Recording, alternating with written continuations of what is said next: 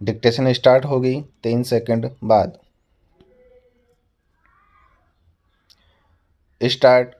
भारत के माननीय सर्वोच्च न्यायालय ने अनुच्छेद 370 और 35A को निरस्त करने पर 11 दिसंबर को ऐतिहासिक फैसला सुनाया है। माननीय सर्वोच्च न्यायालय ने अपने फैसले में भारत की संप्रभुता और अखंडता को बरकरार रखा है, जिसे प्रत्येक भारतीय द्वारा सदैव संजोया जाता रहा है। सुप्रीम कोर्ट का यह कहना पूरी तरह से उचित है कि 5 अगस्त 2019 को हुआ निर्णय संवैधानिक एकीकरण को बढ़ाने के उद्देश्य से लिया गया था, न कि इसका उद्देश्य विघटन था। सर्वोच्च न्यायालय ने इस तथ्य को भी भली भांति माना है कि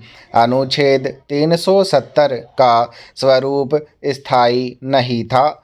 जम्मू कश्मीर और लद्दाख की खूबसूरत और शांत वादियाँ, बर्फ़ से ढके पहाड़ पीढ़ियों से कवियों, कलाकारों और हर भारतीय के दिल को मंत्रमुग्ध करते रहे हैं। यह एक ऐसा अद्भुत क्षेत्र है जो हर दृष्टि से अभूतपूर्व है, जहां हिमालय आकाश को स्पर्श करता हुआ नजर आता है और जहां इसकी झीलों एवं नदियों का निर्मल जल स्वर्ग का दर्पण प्रतीत होता है। लेकिन पिछले कई दशकों से जम्मू कश्मीर के अनेक स्थानों पर ऐसी हिंसा और अस्थिरता देखी गई जिसकी कल्पना तक नहीं की जा सकती।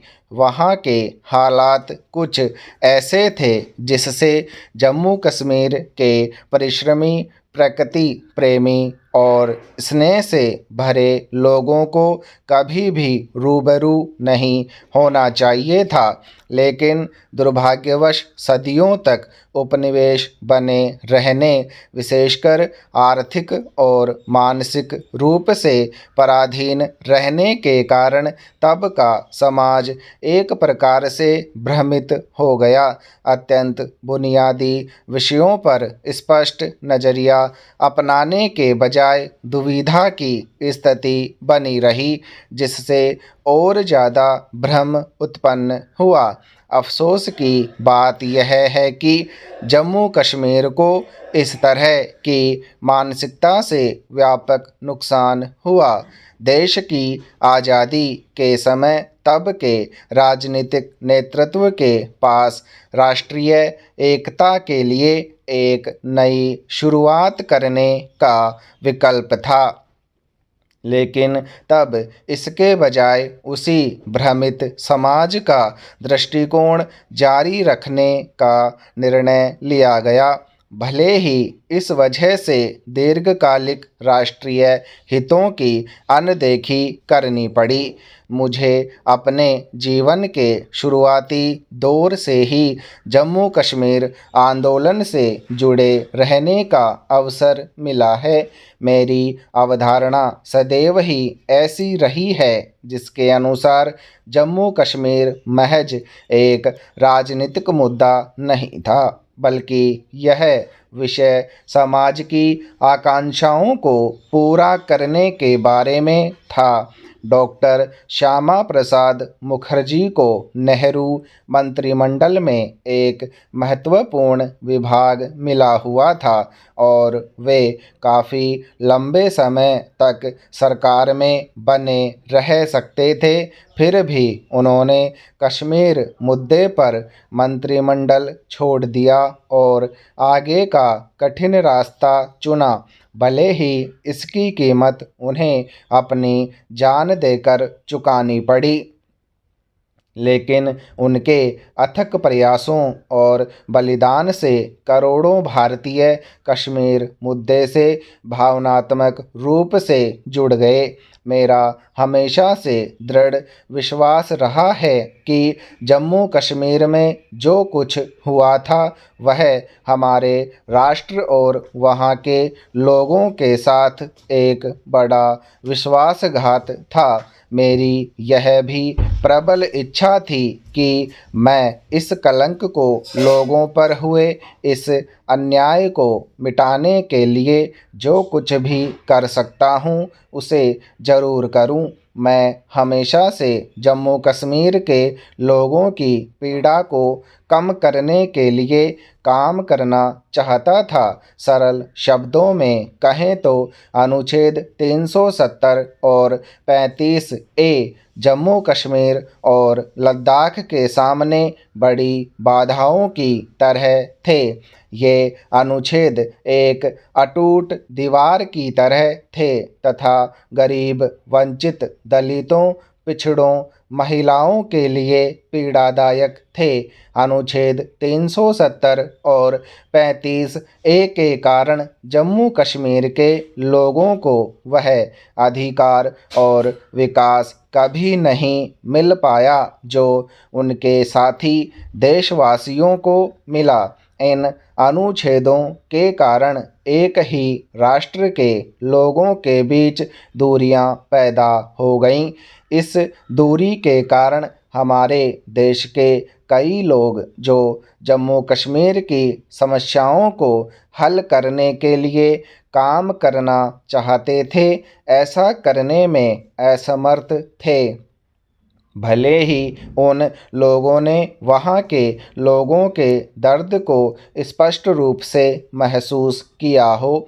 एक कार्यकर्ता के रूप में जिसने पिछले कई दशकों से इस मुद्दे को करीब से देखा हो, वो इस मुद्दे की बारीकियों और जटिलताओं से भली भांति परिचित था। मैं एक बात को लेकर बिल्कुल स्पष्ट था, जम्मू कश्मीर के लोग विकास चाहते हैं तथा वे अपनी ताकत और कौशल के आधार पर भारत के विकास में योगदान देना चाहते हैं। वे अपने बच्चों के लिए जीवन की बेहतर गुणवत्ता चाहते हैं, एक ऐसा जीवन जो हिंसा और अनिश्चितता से मुक्त हो।